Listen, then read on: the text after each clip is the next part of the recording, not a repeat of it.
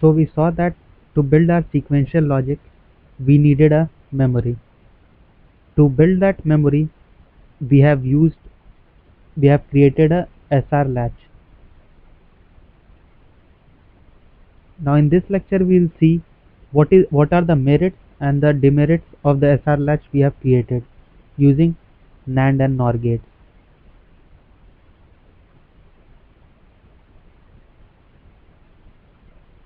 So first let's consider the merits of SR latch.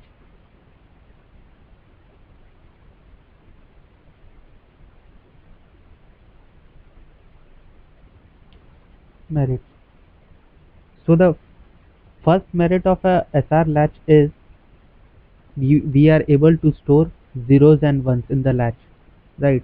Because to implement the memory there were two requirements. First, we want to store the zeros and then one and the ones, and we have already seen that in the SR latch we are able to store 1 by input combination of S is equal to 1 and R is equal to 0 in a NOR gate, and S is equal to 0 and R is equal to 1 in a NAND gate, right?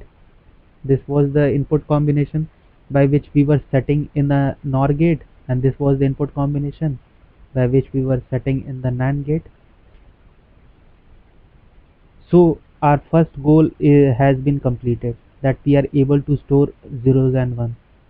But I already told you all that to create a memory we needed something that can hold the power, hold these values zeros and ones even after power failure, right? Even after power failure you needed your zeros and ones. And let's revisit the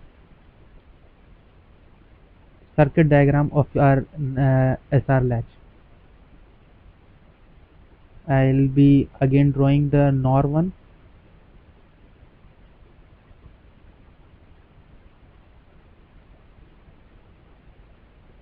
This is your NOR. I'm connecting this just over it, and this one was S, this one was R, this one was Q bar, this one is Q, right? So in this SR latch you'll notice a very peculiar thing.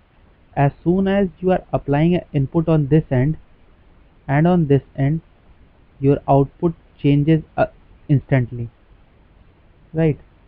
As soon as you have given your input you are getting an output, okay? But what you need, that you have to hold that output for a certain interval of time, okay?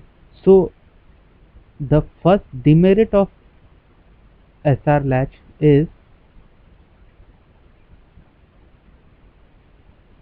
we are not able to hold that input for a particular interval of time, because you can see as soon as I have applied that input our output is changing. As soon as I'm applying an input combination our output is changing. What we need to hold that output for a particular interval of time, okay? Because see 10 I am putting here, I'll get a particular output for that. I am putting 01, I'll get a particular output for that. But what we need is that our memory should hold that output, okay? So the first demerit of the SR latch is output is changing. Output is changing. And the second is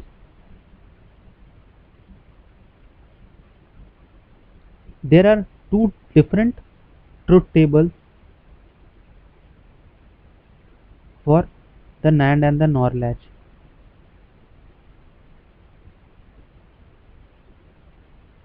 Okay, how is it so? Let's recapitulate the truth table of NOR gate.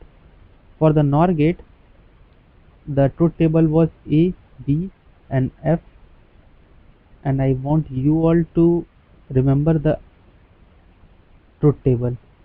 So as soon as I am writing, I want you all to remember the truth table. So for 00 it was memory state, for 11 it was invalid, for 01 it was 0, for 10 it was 1. For NAND it was